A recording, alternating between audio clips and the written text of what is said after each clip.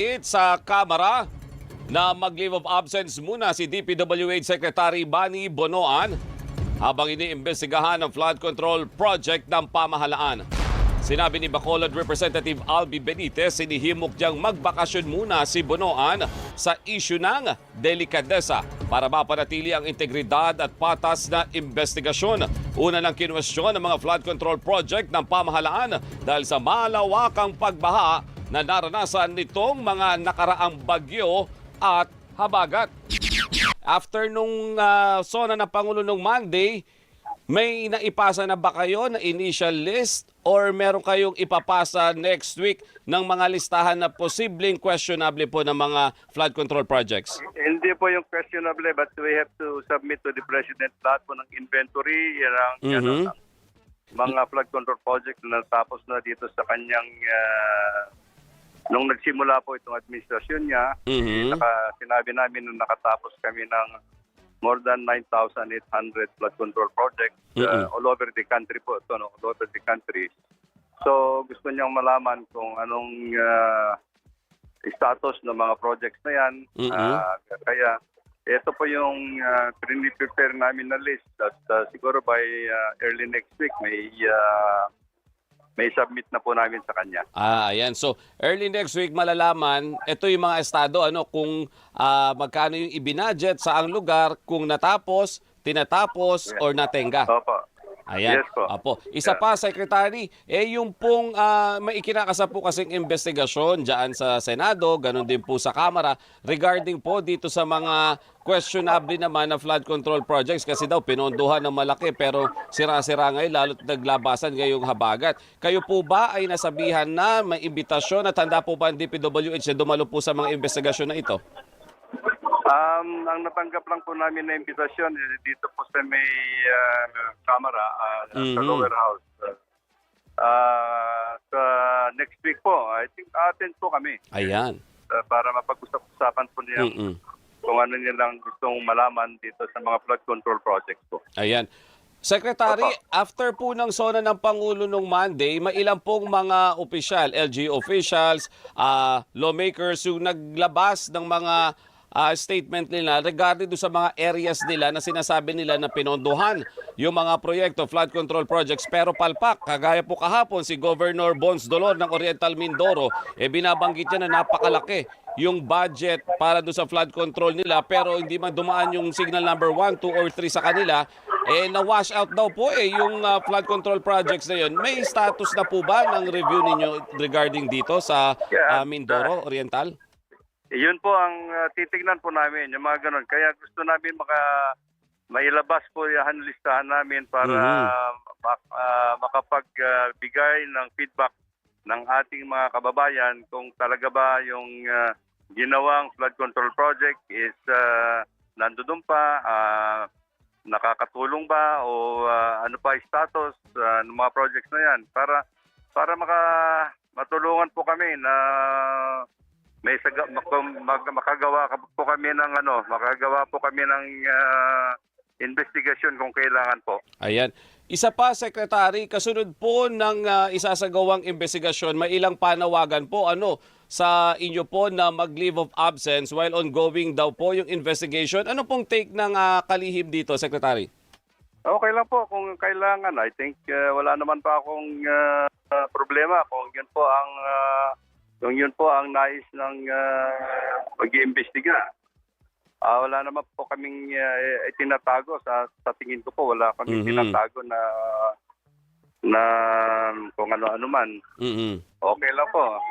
Opo. Isa pa, Secretary, pero from the palace, sa Pangulo, wala naman pong ganong abiso sa inyo na mag-leave of absence Wala kayo. Po. Ayan. Wala po. Kasi po, baka maging problema naman kung mag-leave of absence kayo, paano yung investigation ninyo? Ang lawak di ba? Buong Pilipinas yung i-review ninyo yung flood control. Baka matenga, sino mag-evaluate? Yes po. I think we can jointly do the investigations na sinasabi nila kung kailangan po. I think open po kami sa mga records po namin kung ano po ang mga projects na nagawa na, ano nangyari na po. Yun po, actually, yun po isasabit namin kay Presidente sa next week po. Ayan. Secretary, maraming salamat po sa inyong oras. Salamat din po. Salamat po at happy weekend, Sek. Bye po. Thank Morning! Si Katonying po at saka si Ka Jerry. Magandang umaga, Katonying at Ka Jerry. Magandang umaga po sa ating mga listeners. Opo, Mayor, magkano po ba talaga o ilang percent po pa talaga ang kickback ng mga tulisang congressman at senador for that matter sa mga infra projects including flood control projects? Well, depende yan sa kung gaano gahaman yung mga congressman, mambabatas. Hindi ko naman sinasabi na lahat sila kasi maraming matitino dyan. Opo. In fact, yung mga informasyon na natatanggap ko, galing din sa mga matitino. No? Well, anyway, ang lumalabas dyan, mga 25 to 40%.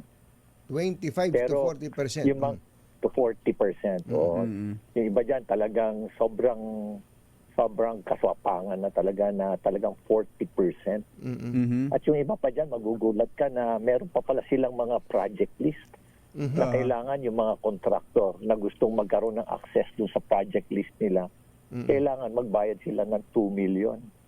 2 million. Non-refundable yun, no? Non-refundable. Yung access lang sa project list, bayad agad 2 million, non-refundable sa contractor. Oba, ang tindi, no? Yes, so refundable siya. Kaya maski na makakuha ka man o hindi, bayad ka pa rin. Oo. Eh, dyan ho ba sa lugar ninyo, Mayor, bumabaha din dyan, eh, di ba? Yung,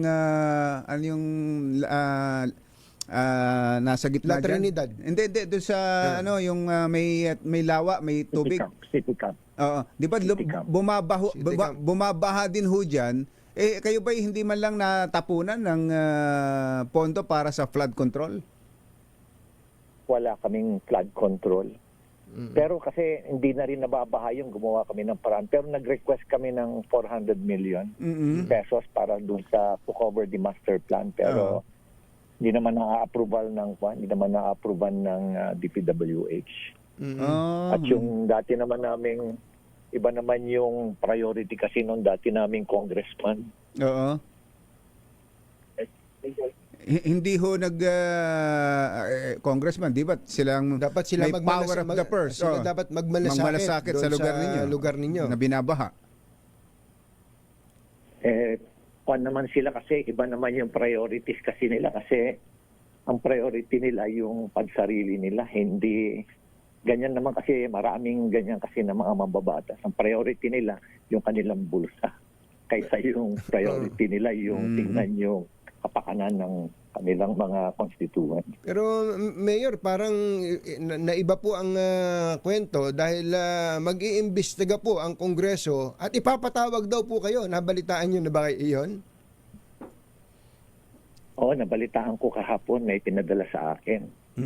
Kaya sila yung mag-iimbestiga. Siguro kung maniniwala ako kung yung mga matitino ang mag-iimbestiga. Pero kung yung mga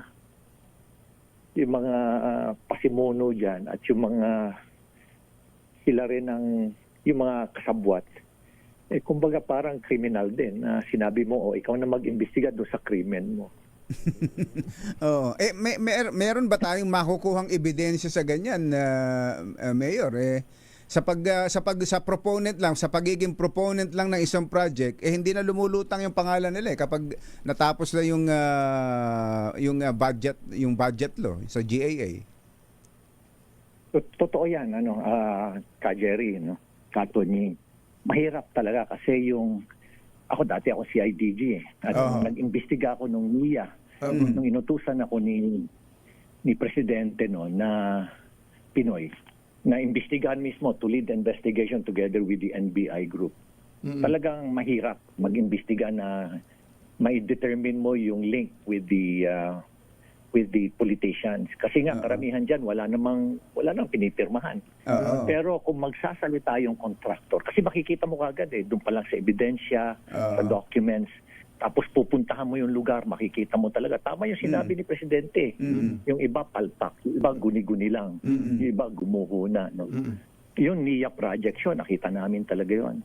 Pero mismo yung mga contractor, nagsasabi na ito yung binigay nilang porsyento doon sa, kasi yung may-ari yung pork barrel ito yung binigay namin. Pero are they willing to testify? Ay takot sila mag-testify, baka patayin daw sila. Totoo po yun. Alam niyo po, napakahirap yata nito eh. Kanina pa ho na, well, hindi lang kanina, no, isang araw pa pinag-uusapan namin ni Jerry na pagka natapos itong investigasyon na to, malamang ang kulong yung DPWH official o employee at saka contractor. Pero yung congressman, walang yon, nakapamewang lang yon. At wala po eh. Meron ba naman acknowledgement receipt yan? Magpapa-issue ba ng check yan sa tongpats nila o sa kotong nila o sa SOP nila? Wala namang ganun, congressman eh. Mayor eh. Paano po mapapatunayan yon? Kasi ang mangyayari po dyan, in fairness naman sa binabanggit yung matitino, na-generalize po eh. Parang sweeping po na pagka congressman eh may kickback doon po sa project. Tama ka, no? Tama ka, Katunying. Mahirap. Pero kung nakita ng kontraktor na makukulong na siya at yung mga engineers ng DPWH makukulong na sila, kailangan kumbinsin sila na magsalita na rin kayo. Alangan naman kayo lang ang ikukulong. Paano naman yung nakinabang ng husto dyan? Saka pa lang sila mag-execute na. Kung makumbinsin mo sila, mag-execute sila ngayon ng testimony nila. Their oath. And kailangan mo rin ng corroborative statement din sa ibang mga witnesses.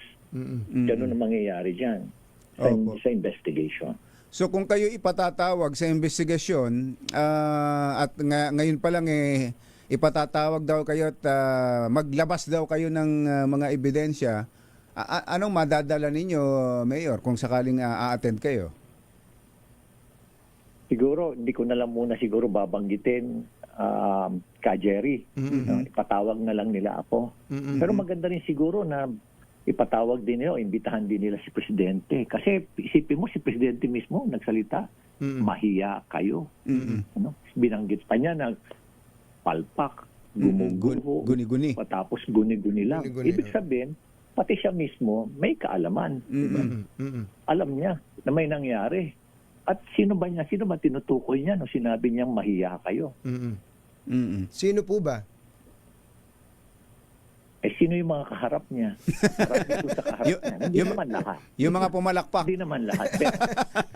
Yung mga pumalakpak na walang konsensya dahil nakita nila yung mga kasamahan nila na yung mga matitino biglang pumalakpak.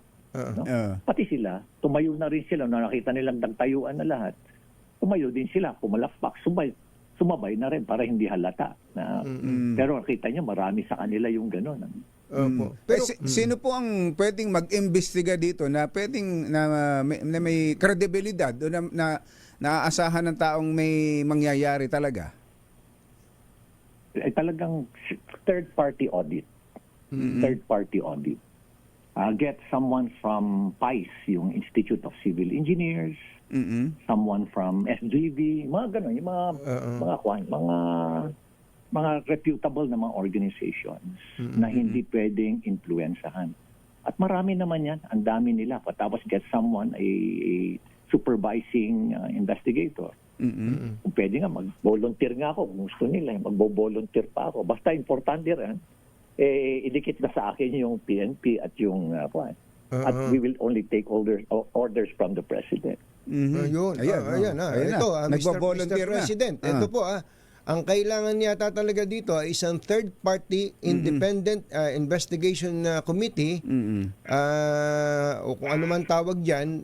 Ito, may nagbo-volunteer, Mr. President. Mayor Benji Magalong, kapwa nyo rin naman Ilocano.